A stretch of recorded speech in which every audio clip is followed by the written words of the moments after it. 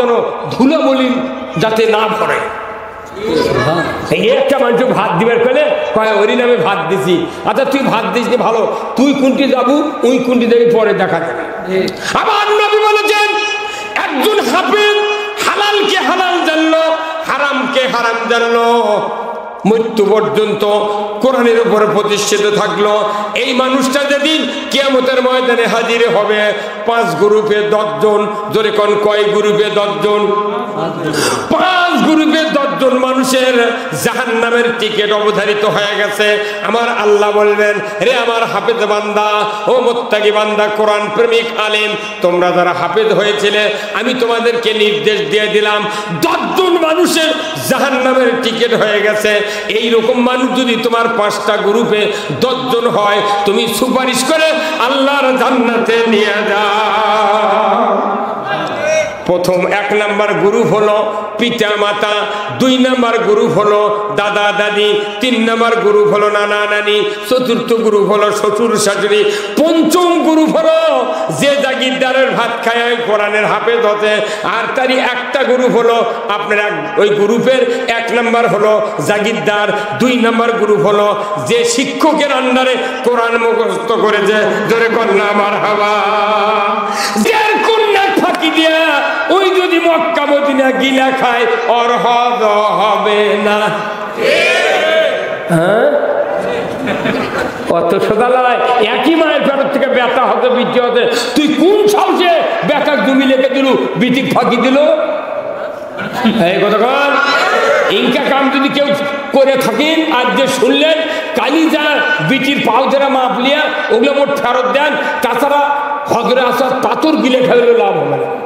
কিয়ামতের মোট মা আপনি দেখে কুমিন্দে ব্যস্ত দেন, সেটি আগে বিচার হচ্ছে। হ্যাঁ কতক্ষণ দেখা রাজি আছেন? খালি নামাজের তো হাত জায়গা জেগে রাজকার এগুলি আবাদত নয়। সবচেয়ে বড় আবাদত হলো হকুল্লাহ আর হকুল ইবাদ। হকুল্লাহ যদি আপনি ভাইলেট করেন আল্লাহ মাফ করতে পারে, কিন্তু হকুল ইবাদ বান্দার হক 1 তিল পরিমাণ নষ্ট করা যাবে না। জোরে কোন ঠিক কিনা? অনুরোধ করছি আসুন। অনেক কথা হলো, এখন মাদ্রাসার ঢোকেন। কোথায় ঢুকবেন? মাদ্রাসায়। আমার ভাইয়েরা দিলের কান্দা শুনবেন, মা বোনেরা শুনবেন। আমার আল্লাহর নবী বলেছেন ইজা মাতাল ইনসানু ইনকাতান হু আমালু ইল্লা মিন সালাতাতিন ইল্লা মিন সাদাকাতিন জারিয়াতিন আও ইলমুহু ইয়ানতু বিহিন নাস আও ওয়ালাদুন সালিয়াতু লাহু। জোরে কন্না মারহাবা।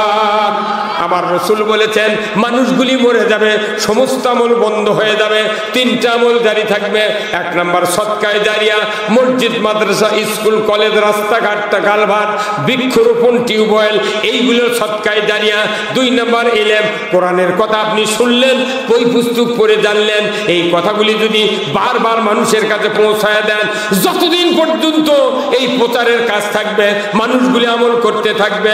আমার নবী বলেছেন ওই আমলের কারণে তোমার আমল নামায় সওয়াব যাবে। জোরে কন্না মারহাবা। 3 নাম্বার হলো নেক সন্তান আও ওয়ালাদুন সালিয়াতু লাহু। ও দুনিয়ার মানুষেরা, আমার ভাইয়েরা যারা আছেন, এই কাজটা করতে কারো কষ্ট হয় না।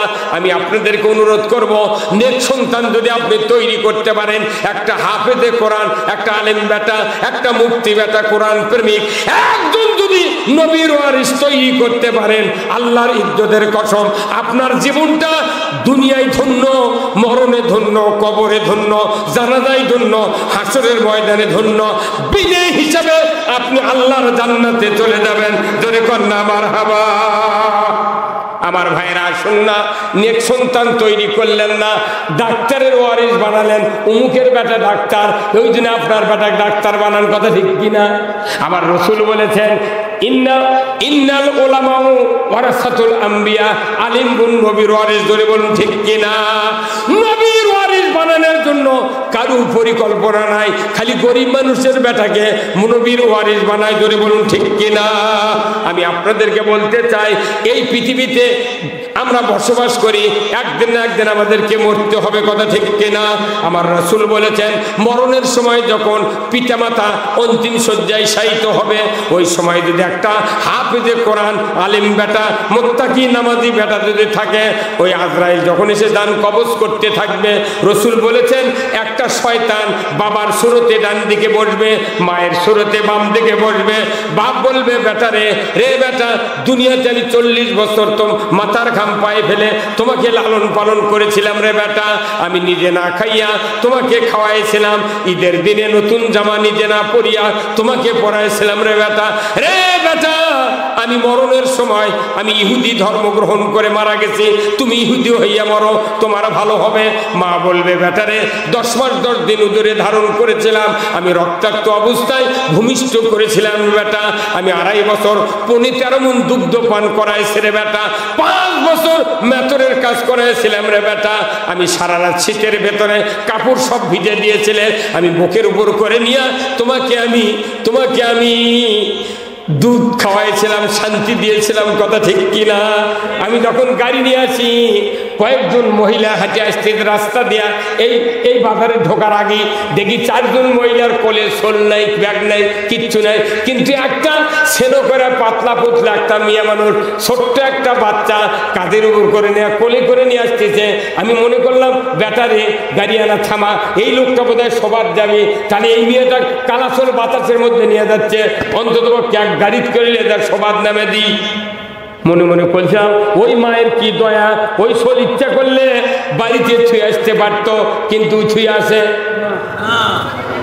মা আর বাবা একসাথে ভাত খাবার হচ্ছে, আমি তখন ছোট, আপনি তখন ছোট, কিন্তু ভাত খাতে খাতে হঠাৎ করে আমরা মায়ের কোলের মধ্যে পায়খানা করে দিই, যেন সাউন্ড হয় না। বাপ কয় এই অ্যাক্সিন যেতে ফেলে দিত, কথা বল না, বাপ বলে এক ফেলে দে, এর পায়খানা করার সময় খান নাই, ফেলে দে। মাও কি ফেলে দেয়? মায়ের কি দয়া, ওই মা নিজের কাপড় দিয়া আমার আপনার পাশা মুছে দিয়া, ওই কাপড় আবার পায়খানার উপর দিয়া ওই সন্তানক নিয়ে ভাত খায়। মায়ের দয়া কত বড় দয়া জানেন? রাত্রে শুয়ে আছে, আপনি আমি কান্দার লাগেছি গভীর রাত্রিতে, বাপ কয় ও চকির থেকে ফেলে দে, আর মা কয় তুমি উঙ্কা করিস, তুমি কি ছোটবেলায় ইনকা করনি? যে মা দুনিয়ার কোন মানুষের দয়ার সাথে তুলনা নাই। এই মা স্ত্রী পায়া আপনি তখন মার বিরুদ্ধে স্ত্রী যখন কথা বলে তখন আপনি মনে করেন এই তো মার বকা দেওয়ার সুযোগ পেয়েছি। স্ত্রীর কথা শুনে যারা মাকে গালি দেন, মার সাথে দুর্ব্যবহার করেন, আল্লাহর ইজ্জতের কসম নামাজ পড়ে পড়ে যদি কপাল ফাটা ফেলে দেন, আপনার আমার নামাজ আল্লাহর দরবারে কবুল হবে না। আল্লাহর নবীর সাহাবী হযরত আলকামা রাদিয়াল্লাহু তাআলা আনহু, রাসূলের সাহাবী, ইনি যখন অন্তিম শয্যায় শায়িত, সাহাবীরা বলেন হে আলকামা তুমি পড়ে নাও কালিমা লা ইলাহা ইল্লাল্লাহু মুহাম্মাদুর রাসূলুল্লাহ। তলকিন দেয় সাহাবীরা, আলকামা পড়তে পারে না, রাসূলকে ডাকা হলো, রাসূল একটু তালিম দেন, কালেমা ছাড়া তো ঈমান নিয়ে মরতে পারবে না। রাসূল আসলেন, বললেন আলকামা তুমি কালেমা পড়ো। আলকামা কথা বলে না, কালেমাও পড়তে পারে না। রাসূল বললেন এর কি কেউ আছে দুনিয়ায়? বলে এর মা আছে। মাকে ডাকা হলো, রাসূল বললেন বৃদ্ধ মা, ও মা আপনার এই সন্তান? বলে হ্যাঁ। এই সন্তান কালেমা পড়তে পারে না, কি অপরাধ করেছে আপনার কাছে? আমার বিশ্বাস মার সাথে যদি বেয়াদবি করে না থাকে কেন কালেমা পড়তে পারবে না? মার চক্ষু দিয়ে পানি বাড়ায়, বলে হুজুর, ও হুজুর, একদিনের ঘটনা, আমার এই ছেলে স্ত্রীর কথা শুনে আমাকে এত জোরে ধমক দিয়েছিল, ইয়া রাসূলুল্লাহ, ওই দিন আমার কলিজার ভেতর দিয়ে ফেটে খানখান হয়ে গেছে। আমি যতদিন বেঁচে থাকবো আমার এই সন্তানকে আমি মাপ দেব না। সাহাবী কালমা পড়ে বাড়ির না, অপরাধ হলো মার সাথে দুর্ব্যবহার কথা কয়ে, আর আপনি লইবদ্দি সৈবদ্দি এর কথায় কথা মা অজ্ঞানে এই কতক্ষণ টাকা আপনার স্ত্রী মায়ের সাথে ঝগড়া লাগে, আপনি বাজার থেকে আইছে ওই বইয়ের পাটি হয়, মাও কারো চাপ দেন, হ্যাঁ তোর জন্য বউ ছেড়ে দেবো। হ্যাঁ কতক্ষণ যে মা উনকে বেটার আঘাত দিছে সেই মাও তো মহিলা প্যান্ডেলত আছে। উনি কইতে হুজুর আর না কন রে, আমাকে কে দাইলেই খাইল রে। এই কথা বল, আপন মায়ের মতো দরদিনী হাইরে কে আছে সংসারে, কে আছে? আল জান্নাতু তাহতা আকদামিনা উম্মাহাতিকুম, মায়ের পায়ের তলে জান্নাত। জোরে কোন আল্লাহু আকবার। মায়ের পায়ের তলে কি? পুরুষের পায়ের তলে জুতা, মায়ের পায়ের তলে জান্নাত। রসুল বলেছেন এই যে পায়ের তলে জান্নাত, ওই পায়ের ওই পাওয়া ওই দুটা পায়ে মুজা কে কে কিনে দিয়েছেন এই শীত আসার আগ দিয়া হাত তুলে আনা দেখান তো। আমি মাকে এক জোড়া মুজা কিনে দিয়েছি, এমন একটা বান্দা হাত তুলে দেখান। ওদের একজন দেশে শীত পড়েনি নাকি, আগেই তো কিনে দেওয়া লাগবে। কারণ কি, চারটা বেটা আমি আগে কিনে দেবো। ওই 5 সপ্তাহ 1 মাস বাস করে তুলে তো যখন শীত চাপবি তখন মা বলে মা তোমাকে মুজা দিতে তুমি পাওয়ার দাও না, কথা ঠিক কিনা? মানে দিবার দিবা না, মাও দিবার চালি, বউ মানা করবি ওই সময় টাকা বাড়ায়, আমার বেলা টাকা বাড়ায় না। হ্যাঁ কথা বল, ওই ঘাও খাতে সেই জন্য করতে ঠিক কি কথা ঠিক কিনা? আমার ভাইয়েরা যাদের বাবা বেঁচে আছে, আমার রসুল বলেছেন যদি কোনো সন্তান বাবার চেহারার দিকে নেক নজরে তাকায়, আমার রসুল বলেছেন হাজ্জাতাম মাবরুর, একমাত্র বাবার চেহারার দিকে তাকালে 8 লাখ টাকা হজের জন্য খরচ করা লাগবে না, প্লেনে চড়া লাগবে না, পাসপোর্ট লাগবে না, সাফা মারোয়া সাই করা লাগবে না, আরাফাতে উকুবে আরাফাতে অবস্থান করা লাগবে না। দুনিয়ার কোনো শক্তি ছাড়াই বাবার চেহারার দিকে আপনি তাকাবেন নেক নজরে। আমার রাসূল বলেছেন হাজ্জাতাম মাবরুর, ওই সন্তানের আমলনামায় কবুল হজের সওয়াব লেখা হয়। জোরে কন্যা আল্লাহু আকবার। বাবার চেহারার মধ্যে হজের সওয়াব, মায়ের পায়ের তলে জান্নাত। এই দুটা জিনিস যদি সন্তানেরা বুঝতাম, স্ত্রীর কথা শুনে মা বাবাকে কখনোই গালি দিতাম না। আর এইরকম সন্তান যদি বানাবেন চান, এই মাদ্রাসার ছাড়া উপায় নাই। এই মাদ্রাসার এত বড় পিচ্ছি সন্তান দেন, ওই সন্তান হুজুররা বলে এই বাড়ির যখন যাব 15 দিন পর বাবার সাথে দেখা হলে সালাম দেবো, মুসাফা করব, মায়ের সাথে দেখা হলে মাকে সালাম দেবো, মার কপালে চুম্বন দেবো। বলুন তো প্রাইমারি থেকে ভার্সিটি মেডিকেল ইঞ্জিনিয়ার যত IBA ক্লাস আছে, একটা শিক্ষক কি কোনোদিন কোন ছাত্র বাপ মা সালাম দিবার কয়? কোনটি ভালো হবে মানুষ? কোথায় ভালো হবে? আমার রাসূল বলেছেন যাদের সন্তান আছে ছেলে, আপনারা যদি মৃত্যুর সময় ঈমান নিয়ে মরতে চান, 2 দিকের 2 শয়তান বলতেছে, বলছে বাবার সময় সুরতের শয়তান বলতেছে তো আমি ইহুদি হয়ে মরছি, তুমি ইহুদি হয়ে মরো। মায়ের সুরতের শয়তান বলছে আমি নাসারা হইয়া মরেছি। বলুন তো এই 2 জনের কথা কি শোনা যাবে? জোরে কোন যাবে? আমার নবী বলেছেন ওই সময় যদি একটা হাফেজে কোরআন সন্তান থাকে, আলেম বেটা থাকে, দাওরা পাশের মুফতি থাকে, আলিয়াত পড়ার কামেল পাশের ফাদেল পাশের আলেম থাকে, আমার রসুল বলেছেন কোরআনটা মেলিয়া সূরা ইয়াসিন যদি তেলাওয়াত করতে পারে, নিমিষের ভিতরে 2 দিকের 2 শয়তান তখনই বিদায় হবে যখনই আপনি তখন অন্তিম শয্যায় শায়িত আছেন। মুখের জবান বন্ধ, কিন্তু কলিজার অনুধাবন শক্তি বন্ধ হয় না, কানের শ্রবণ শক্তি বন্ধ হয় না। নবীজি বলেছেন এই সন্তানের মুখের কোরআন শোনার সাথে সাথে ওই বাবা বলবে এই তোমার সেই সন্তান যাকে আমি মাথায় টোপলা নিয়া কাঁধে করে ব্যাগ নিয়া ওই যে আপনার মহিষ বাতান হাফিজিয়া মাদ্রাসায় ভর্তি করে দিয়ে এসেছিলাম, 4 বছরের ভিতরে হাফেজ হওয়ার পর আজকে তাকে আমি লালন পালন করে মৃত্যু মুখে চলে যাচ্ছি। এই সন্তান আমাকে আজকে কোরআন শোনালো। সাথে সাথে রসুল বলেছেন 2 দিকের 2 শয়তান ভাগিয়ে যাবে। মদিনার রওজা থেকে রসুল এসে বলবেন আমার সৌভাগ্যশীল উম্মত, তোমার কোনো ভয় নাই, ভয় নাই, তুমি আমার চেহারা দেখো আর কালিমা পড়ে পড়ে ঈমানের কোলে তুমি ঘুমিয়ে যাও। কোরআন শিখো শিখাও ছেলে মেয়েকে, ওহে মুসলমান, কোরআন শিখো শিখাও ছেলে মেয়েকে, ওহে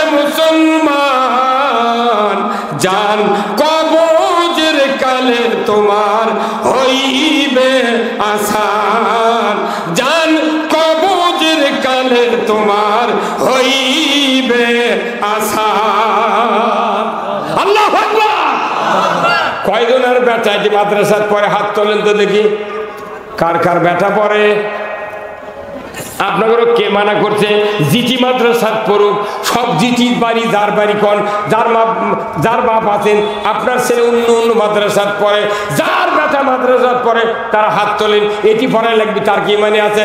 মৌলবী লাইনে কে কে পড়াচ্ছেন হাত তোলেন দেখি।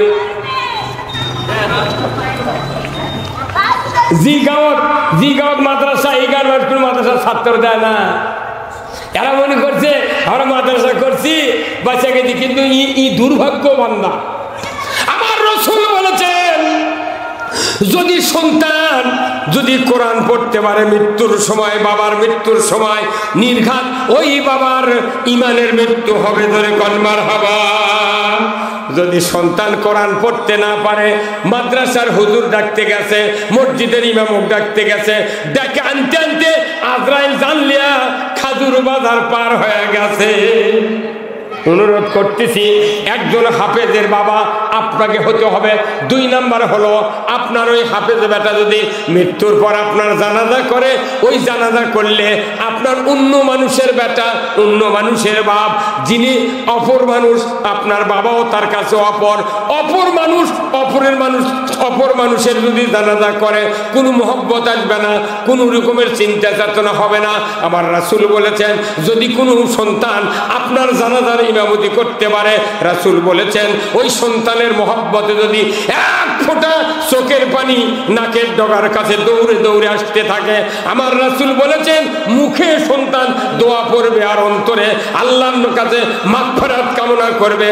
যে সন্তানের চক্ষু দিয়া এক ফোঁটা পানি নাকের ডগার কাছে দৌড়ে দৌড়ে আসবে, আমার রাসূল বলেছেন এক ফোঁটা চোখের পানির দাম আল্লাহর কাছে এত বেশি, ওই সন্তানের চোখের পানি দেখে আল্লাহর কুদরতি দরিয়ায় এত মায়া হবে, দয়া হবে। এই নেক সন্তানের কারণে, এই নেক সন্তান ওই বাবার কারণে মাদ্রাসায় হাফেজ হয়েছে, আলিম হয়েছে। আল্লাহর ফেরেশতা সাক্ষী থাকো, আমি এই বান্দার পিতামাতার জীবনের গুনাহ খাটনির উপরে মাফ করে দিলাম। খাটনির উপর মাফ করে দেবে।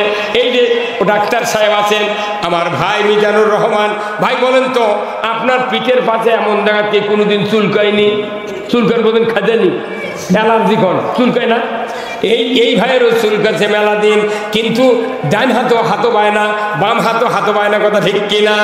ইনি তখন গেছেন বাড়ির বাইরে ঘরের কনি এইভাবে আছে। উনি চিন্তা করলেন চুল কেন মুখার থেকে, অতএব দেওয়ালত ঘুষি, কিন্তু ভয় আছে ডায়াবেটিস আছে, যদি ঘাও হয় শুকাবে না, কথা ঠিক কিনা? ওনার স্ত্রীটা বলছেন এ রুস্তুমের মা তুই না চুলকে দে। তখন দেখে এক হাত দিয়ে ওনার স্ত্রী চুলকে দিচ্ছে, চুলকাতে দিতি ওর বইয়ের হাত ছিটি যায় না। তার মানে কি পিঠ একজনের হাত আর একজনের? পিঠ একজনের হাত আর একজনের। তখন স্ত্রী ধমক দে চুলকে দে। ওনার স্ত্রী 2 হাত দিয়ে চুলকাচ্ছে, তাও আসল জায়গা যায় না। নিজের হাতে নিজের শরীর যদি চুলকান যায়, যে মহব্বত, যে মজা। আমার রাসূল বলেছেন নিজের সন্তান যদি জানাজা করে তারপরে দেয়, আল্লাহ বলে আমার এই তালবে ইলমের পাও যেন ধুলোমলিন যাতে না ভরে। একটা মানুষ ভাত দিবার পেলে কয় ওরই নামে ভাত দিছি। আচ্ছা তুই ভাত দিস ভালো, তুই কোনটি যাবো ওই কোনটি দেবে পরে দেখা যাবে। আবার নবী বলেছেন একজন হাফেজ হালালকে হালাল জানলো, হারামকে হারাম জানলো, মৃত্যু পর্যন্ত কোরআনের উপরে প্রতিষ্ঠিত থাকলো। এই মানুষটা যেদিন কিয়ামতের ময়দানে হাজির হবে 5 গ্রুপে 10 জন, জোরে কোন কয় গ্রুপে 10 জন? 5 গ্রুপে 10 জন মানুষের জাহান্নামের টিকিট অবধারিত হয়ে গেছে। আমার আল্লাহ বলবেন রে আমার হাফেজ বান্দা, ও মুত্তাকি বান্দা, কোরআন প্রেমিক আলেম, তোমরা যারা হাফেজ হয়েছিলে আমি তোমাদেরকে নির্দেশ দিয়ে দিলাম 10 জন মানুষের জাহান্নামের টিকিট হয়ে গেছে। এই রকম মানুষ যদি তোমার 5টা গ্রুপে 10 জন হয়, তুমি সুপারিশ করে আল্লাহর জান্নাতে নিয়ে যাও। প্রথম 1 নাম্বার গ্রুপ হলো পিতা মাতা, 2 নাম্বার গ্রুপ হলো দাদা দাদি, 3 নাম্বার গ্রুপ হলো নানা নানি, 4র্থ গ্রুপ হলো শ্বশুর শাশুড়ি, 5ম গ্রুপ হলো যে জাগিরদারের ভাত খায় কোরআনের হাফেজ হতে। আর তারই একটা গ্রুপ হলো আপনার ওই গ্রুপের 1 নাম্বার হলো জাগিরদার, 2 নাম্বার গ্রুপ হলো যে শিক্ষকের আন্ডারে কোরআন মুখস্থ করেছে। জোরে কন্যা মারহাবা। যাদের সুপারিশে আপনি আল্লাহর জান্নাতে যাবেন, তাদের সাথে দুর্ব্যবহার করবেন না, তাদের দিকে চোখ গরম করবেন না। কত ধান পান, কত টাকা পয়সা পান, কত আম হয় গাছে, কত ভুট্টা হয়, কত কি হয়, ইচ্ছা করে যেদিন একটা মানুষ ওই মাদ্রাসায় 1 মণ ধান মাপে নিয়ে যাবে, 1 মণ আম দিবে, 1 ছড়ি কলা দিবে, আল্লাহর ইজ্জতের কসম ওই মাদ্রাসার ছাত্রদেরকে যারা ভালোবাসবে, আমার রসুল বলেছেন তারাও কিয়ামতের ময়দানে ওই সুপারিশ পা জান্নাতে যাবে। জোরে কন্যা মারহাবা। খালি আমাকে খালি দোষ দেয়, একটা মানুষের ব্যথা হাফেজ নেই, কিচ্ছু গায়ে গায়ে 4 জনের জানাজা করার মতো ব্যথা নেই রে। মিচাই গরম, মিচাই গরম। যদি ব্যথা না থাকে জানাজা করার, অজ্ঞ তোর সাথে গলার দূরতে মরা ভালো। ভাই কথা কোন না আপনি কি গরম, সমাজের কি নেতা, অথচ জানাজা করার নেই, নামাজ পড়ার নেই, কেউ নেই। রসুল বলেছেন আরেকটা মিশকাত শরীফের হাদিস, রসুল বলেছেন ও দুনিয়ার উম্মতেরা তোমরা শোনো, একজন হাফেজ যদি তুমি নিজের সন্তানকে তৈরি করতে পারো, তুমি মারা গিয়েছো দুপুরবেলা, আসরের সময় তোমার দাফন হয়ে গেল, পরের দিন সকাল থেকে যদি তোমার একটা নেক সন্তান হাফেজে কোরআন যদি সূরা ইয়াসিন কবরের পাশে দাঁড়িয়ে দাঁড়িয়ে 1 নাই 2 নাই 41 দিন যদি তেলাওয়াত করতে থাকে, নিয়মিত 41 দিন, একদিনও যদি বাকি না থাকে, আমার রসুল বলেছেন ওই 41 দিন সূরা ইয়াসিন তেলাওয়াতের কারণে আল্লাহ তাআলা ওই পিতামাতার কবরের আযাব কিয়ামত পর্যন্ত মাফ করে দেয়। আমি ডাক্তার কি কর্ম, ইঞ্জিনিয়ার কি কর্ম, আমি অফিসার কি কর্ম, কবরও তো আমার বাঁচা লাগবে। আমার 3 বেটা, একজন হাফেজ, 3 জনই কামেল পাস, 3 জনই এমএ পাস। কেউ যদি না জানাজা না করে, তোরা 3 জন জানাজা করে আমাকে লিখে কবর নেমে দিস। ঠিক মাগনা মাইকিং হচ্ছে, সব সংবাদ 20,000 লোক তো আর জড়ো হচ্ছে, তাই 10,000ই অজু করেনি। কথা বলে পারে কোন অজু করেনি, ফজরের অজু করেনি। কথা কর 10,000 মুক্তাদি জানাজার ফজরের ওযু করেনি, ওরাও দাঁড়াছে। আর 10,000 লোক নামাজি, তারাও দাঁড়াছে। আমার নবী বলেছেন 10,000 লোকের 20,000 হাত, 20,000 লোকের 40,000 হাত। আমার নবী বলেছেন আও ওয়ালাদুন সলিয়াদুলাহু, নেক সন্তানের যদি 4টা হয় আপনার সন্তান নেককার, 4 সন্তানের কয় হাত? 8 হাত। এই 4 সন্তানের 8 হাতের দাম কোটি কোটি টাকা। ওই 40,000 হাতের কোনো দাম নাই। আপনি মাদ্রাসার সভাপতি, আপনি মাদ্রাসার সেক্রেটারি, আপনি মাদ্রাসার ক্যাশিয়ার, আপনার মাদ্রাসার সদস্য, আপনার বেটা মাদ্রাসার যদি না পড়ে, আপনার দাম কি? কথা কয় না কেন? আচ্ছা কন্ত, আপনি কত শোনেন, ওই যে কিছু কিছু গাছ আছে কলার গাছ ছাড়া, কিছু কিছু তালের গাছ নাই মর্দা। কথা কয় না ভাই, তালের গাছ আছে কিন্তু তাল ধরে না, তা কি কয়? আমি মাদ্রাসার কমিটির সদস্য সভাপতি, কিন্তু আমার বেটা মাদ্রাসা পড়ে না, তাহলে মর্দা তালের গাছ। কথা কয় না রে, কথা কয় না ভাই, কথা বল না। ওই মাদ্রাসা চালাবি কিন্তু ওই জানাজার ব্যথা বানাবি, কোরআন পড়ার ব্যথা বানাবে না। ওই বছর ধরে একদিন ঈদের নামাজ পড়ে যা, ওই কবর যায় নামাজ করছে আসসালামু আলাইকুম ইহালাল কুবুরি। এতদিন কদর বাপে রসুলের হাদিস, যখন কেউ সালাম দেয় কবরত, তখন একটা ধাক্কা হয়, ওই ধাক্কা ইল্লিন সিদ্দিনে যায়। আল্লাহ কয় এ ফেরেশতা, এই উমুকের ছেলে সালাম দিছে, এই রুটা নিয়ে যা। তো রু যা কবর কয় কেবা সারা বছর তোর খোঁজ নেয়, আজকে তো বিরক্ত করে যাচ্ছ, আল্লাহ জান তোর ডায়াবেটিস দেয়। কথা কয় ওই মরা মানুষের বদ্ধয় যারা ভরে মানুষের। আপনারা জানেন রমজান মাসে আল্লাহ রসুল বলছেন রমজান মাসে 1 মাস ইমানদারের কবরে আযাব মওকুফ থাকে। কারণ কি? উফুরকার মানুষ 1 মাস ইমানদাররা ভালো থাকে, উপরে মানুষ যখন ভালো থাকবে নিচকের মানুষ তখন ভালো থাকবে। কতক্ষণে গেল আপনি যদি ভালো সন্তান বানাতে যান আপনি শুবেন জান্নাত শুবেন, কোনো টেনশন নাই। নেটকার যদি সন্তান হয় শিকারীর গুলি মিস হবে, সন্তানের দোয়া মিস হবে না। এই কথাটা বুঝাতে ১,৫০০ বছর লাগবে। ১৩ বছর ১৩তম অধিবেশনে দেয় ১৪তম অধিবেশন, তাহলে ১৪ বছর মাদ্রাসা চলেছে। এই ১৪ জন যদি কমিটির লোক থাকে ১৪ জনের বাড়িতে ডবল হাফেজ থাকা লাগবে। আমরা কি আমার বাপের আমার আব্বার আমরা ৭টা ছেলে, ৭ জনই মাদ্রাসাত পড়াচ্ছে। গায়ের মানুষ আমার গ্রামের ৭০০ বিঘা জমির গারস্থ আছে, তারা আমার বাপ মাদ্রাসার শিক্ষক জুমার ইমামতি করছিল। তারা ডাক দিয়ে আমার বাপক কছে যে হুজুর গরিব মানুষ আপনি, আমি বাপের 18 কাঠা ভেউ পাচ্ছি, মাত্র 18 কাঠা। আমার তাহলে 18 কাঠায় এক বেটা যদি পায় তাহলে 11 বছর কয় কাঠা করে পাচ্ছে? তো গায়ে নোট করছে, আব্বা বুদ্ধি দিতেছে যে এই গরিব মানুষ আপনি এগুলো লেখাপড়া না শিখে মানুষের বাড়িতে কাম করা চুক্তি কামত লাগে দেন, বছরে 2 বিঘা ভেউ কিনবেন। তখন আমার বাপ কথা বা আমার বেটা করে লেখাপড়া শিখে মরে যাবো, কাম করে খাওয়া লাগে, পরে তুলকে বাড়িতে খাবেন। এখন এসে আল্লাহ গাড়ির করে ঘুরাচ্ছে, ভেউ কিনিচ্ছে, গায়ে নোট করতে করলো খিরে। আবার যারা আমাকে সাথে পরে লেখাপড়া বাদ দিচ্ছে ওরা আবার করছে হুজুর আজ গেলি টাকা। তখন আমি কই তোকে মাথাটা দিয়েছিল পড়ে যাচ্ছিল কে বলেনি। এই যে ডাক্তার মিজানুর ভাই আপনার সাথে মেলা ছাত্র পড়েনি, যা দেখেন কেউ রিক্সা চালাচ্ছে ঢাকা। তবে কোরআনের সাথে থাকলে এমন কোন পৃথিবীতে কেউ নাই তার অবমাননা হবে, তার অবমূল্যায়ন হবে, কোথাও নাই। আমার রাসূল বলছেন আল্লাহ যার কল্যাণ চান তাকে কোরআনের জ্ঞান দেন, কোরআনের জ্ঞান দেন।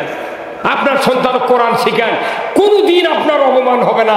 আপনি জান্নাতে যাবেন, মৃত্যুর সময় ইমানের মৃত্যু হবে। জানাজা করলে দুনিয়াতেই আপনারা সমস্ত গুনাহ মাফ।